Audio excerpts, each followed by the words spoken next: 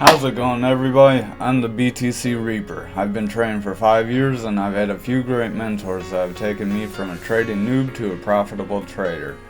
My goal on this channel is to teach you how to make money in any market, whether price is going up or down. Did you know there are more Aquarius billionaires than there are any other zodiac sign? Today we'll be talking about simple moving averages, or SMAs.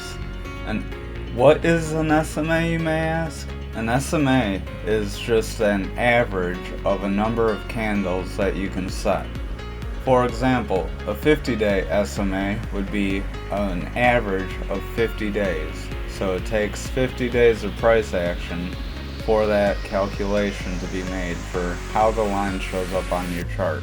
And we'll show how to add those and a little bit more when we get to trading view.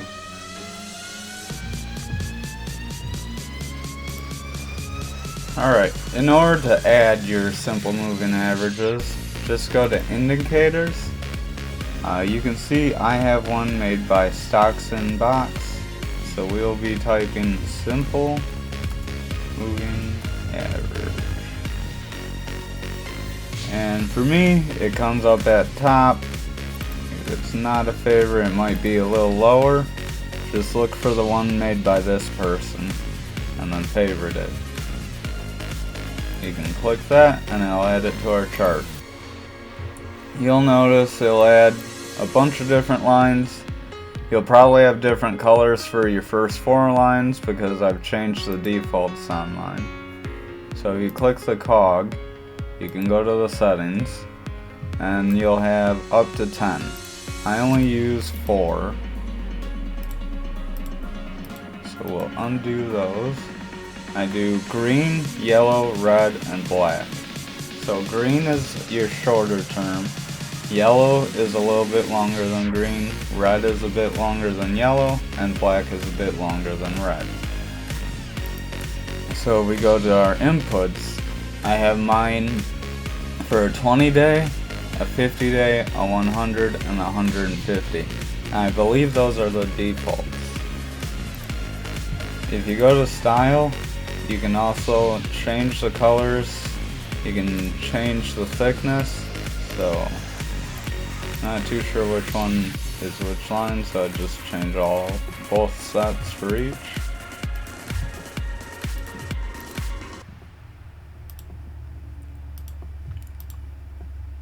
So the first one, change the thickness for the black line.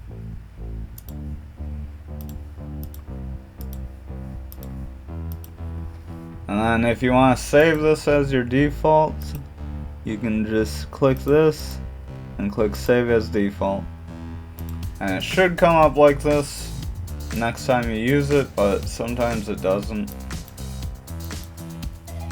So if you look here, we are on the daily chart, and so our green is going to represent 20 days, our yellow will represent 50 days, our red will be 100 days, and our black will be 150 days. So when you look at these, you could trade them based on their crosses, and you can also use them as support and resistance points because price tends to bounce off of these and you can get some movement either way if you break one. So if you look back here, we had our 20-day cross above our 50-day, and then we broke pretty quickly from that. You can see we wicked down to our green line, our 20-day, and then we wound up snapping back up and tried going higher, but we wound up breaking through it eventually. That breakthrough eventually led us to fall lower, and we crossed back under our 50-day. So price action kind of just went stagnant. You could also get where price action will drop even more on these crosses, but we had so much volatility right here that it pretty much took up all the orders at that moment. So then we fluttered a bit, and then we made another cross. And once we made that cross, price action started to move quite a bit. So you can see we almost broke under, but we went back above, and we did that again. And since we weren't able to stay under it, that gave us enough momentum for the bulls to keep moving forward. I don't know why it's doing that now. I have to do it like this.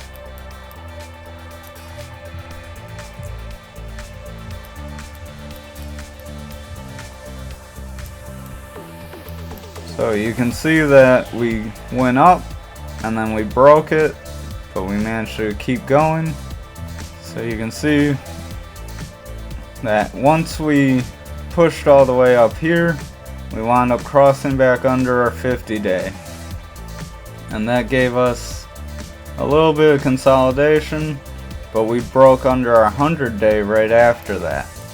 And price just plummeted when we did that. So you can see we did eventually cross back over, and we made a move up. We crossed under and made another move down, but we bounced off our 150 and our 100, and our 100 crossed over, and that pushed us up, and then our 20 crossed our 50, and that pushed us higher. So you can see how as these time frames cross each other, you can get movements either way. When you have the lower time frames cross under the higher time frames, it's generally a bearish sign, and when you have the lower time frames cross up above the higher time frames, it's typically a bullish sign. Thank you for watching our video today. I hope you enjoyed it and you learned some valuable information. Please let us know down below what you thought, good or bad, and please like our video and subscribe to our channel. Have a wonderful night.